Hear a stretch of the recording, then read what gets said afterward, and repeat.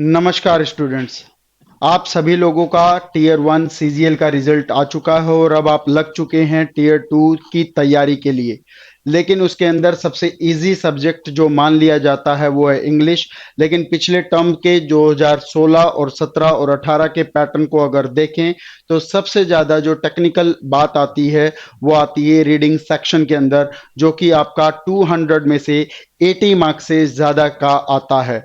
और मैं doctor vocab साहिल मित्तल इस सेशन के अंदर आपको बताने वाला हूं कि किस तरीके से आप अपने एग्जाम में 200 आउट ऑफ 200 भी ले सकते हैं। तो सबसे बड़ा जो बेसिक पार्ट रहता है वो है रीडिंग, और मैं आपको बताने जा रहा हूं रीडिंग के वो सोर्सेज, वो क्लूज, वो पैटर्न जिनके ऊपर हम इस बैच के अंदर बात करने वाले हैं। सबसे पहला जो पार्ट है सोर्सेज या सीक्रेट्स ऑफ आरसीज, यानी कि रीडिंग कॉम्प्रिहेंशन आखिर कहाँ से आते हैं और कैसे आते हैं। रीडिंग कॉम्प्रिहेंशन की जो थीम, वर्ड काउंट और लेवल आपके पास दिया है वो तो आप सब लोग जानते हैं, लेकिन इसके अंदर टाइटल का पिछले दिनों एक भी क्वेश्चन नहीं पूछा गया है। फर्स्ट पैराग्राफ से कम क्वेश्चन पूछे जा रहे हैं, और ऑल्टरनेटिवली अगर फर्स्ट पैराग्राफ से क्वेश्चन पूछा गया है तो लास्ट पैराग्राफ से क्वेश्चन नहीं पूछा जा रहा है। इस तरीके की कुछ कॉम्बिनेशंस बन रहे हैं, और साथ ही साथ वोकैबुलरी का मिनिमम एक क्वेश्चन बन रहा है, या 5 मार्क का हो या फिर 10 मार्क का आरसी आपके पास दिया गया हो। टर्न ऑफ द पैसेज का आपके पास कोई क्वेश्चन नहीं, और साथ में which of the following statement is true और फॉल्स टाइप का मिनिमम आपके पास एक एक क्वेश्चन पूछा जा रहा है, या फिर बिल्कुल भी नहीं पूछा जा रहा है। अगर इस तरीके से अगर देखें तो आखिर वो सोर्स कौन सा है जहां से एसएससी अपने सबसे ज्यादा रीडिंग कॉम्प्रिहेंशन को उठाने का काम करती है, तो वो ये सारे के सारे लिंक है, जो सारे के सारे ये लिंक जहां पर मैंने आपको दिए गए हैं। और इस बैच के अंदर भी हम इस चीज को बहुत बशर्ते खूबसूरत तरीके से ये पढ़ने वाले हैं कि जिस मंथ में आपका एग्जाम है उससे पहले कितने सारे ऐसे पैटर्न बेस्ड अच्छे कॉम्प्रिहेंशन आए हैं जो कॉम्पिटिटिव एग्जाम के लिए या आपके मेंस इंग्लिश के लिए बहुत बहुत इंपॉर्टेंट है।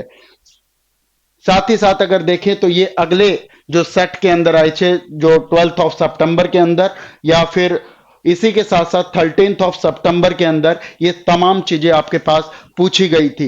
इन चीजों के अंदर अगर देखें तो बहुत ज्यादा रीडिंग करने की कैपेसिटी तो आपको चाहिए ही थी, साथ ही साथ वोकैबुलरी की इंटरप्रिटेशन। और अगर आप देखना चाहें तो यहां पर सबसे ज्यादा जो क्वेश्चन पूछे गए हैं वो इंडियन एक्सप्रेस और इंडियन एक्सप्रेस से पूछे गए हैं। इसका मतलब हम नॉर्मली द हिंदू को प्रेफर करते हैं, और जी हाँ करना भी चाहिए, लेकिन एसएससी अपने आप में इंडियन एक्सप्रेस में से सबसे ज्यादा सोर्स को अगर एक्सट्रैक्ट कर रही है, तो मैं चाहूंगा कि हम और आप मिलकर इस बारे में जरूर तैयारी करें और अपने इस बोर्ड के ऊपर वो सारा कंटेंट लेकर आएं जो कि आपके न्यूज़पेपर से आता है। और ना केवल आपके पास रीडिंग कॉम्प्रिहेंशन बल्कि क्लोज टेस्ट भी आता है, जिसके लिए हम एक एक सोर्स को हम बैच के अंदर देखेंगे कि किस तरीके से हमारे पास एक एक वर्ड, एक एक पैराग्राफ किस तरह से करंट अफेयर पर बेस्ड आर्टिकल और एडिटोरियल में से सोर्स को पूछा गया था। पीक्यूआरएस हो, रीडिंग कॉम्प्रिहेंशन हो, और इसके अलावा ग्रामर के फीलर्स हो, स्पॉटिंग एरर हो, या सेंटेंस इंप्रूवमेंट के बड़े बड़े सेंटेंसेस हो, उन चीजों को भी एक्सट्रैक्ट आपके पास न्यूज़पेपर में से किया गया था। ये बहुत बड़ी बात आपके सामने आ रही है।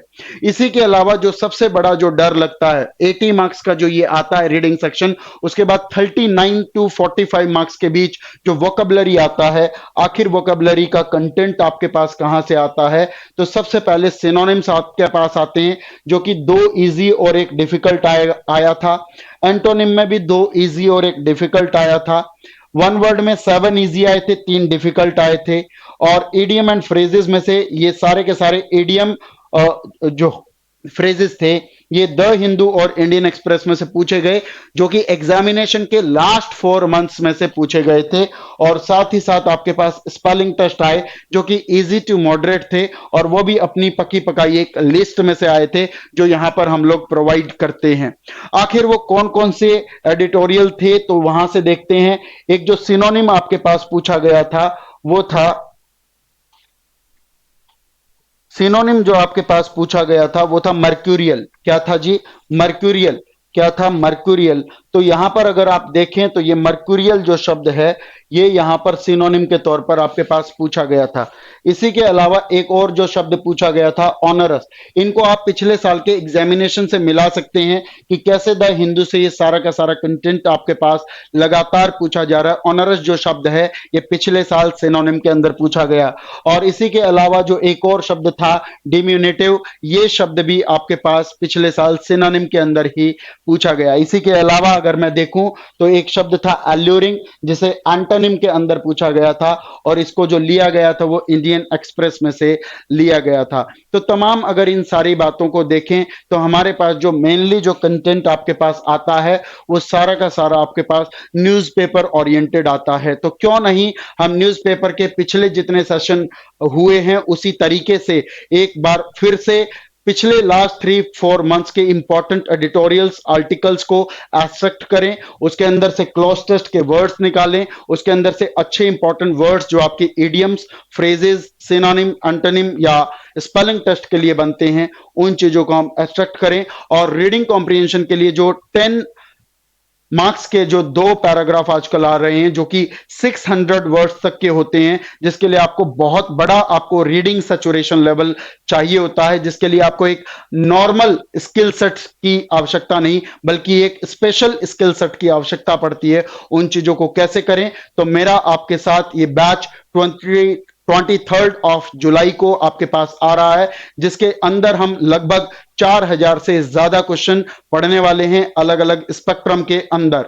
और इस बैच की जो ड्यूरेशन रहेगी वो कम से कम 80 आवर्स की रहेगी, जिसके अंदर हम सारे के सारे कॉन्सेप्ट और कंटेंट्स को रीडिंग पर बेस करके पढ़ने की कोशिश करेंगे, ताकि आप सब भी ला पाए 200 आउट ऑफ 200 और सीजीएल के अंदर आप अपनी नौकरी को पक्का कर सकें। आज के लिए इतना ही। बहुत बहुत धन्यवाद। जय हिंद, जय भारत, भारत माता की जय।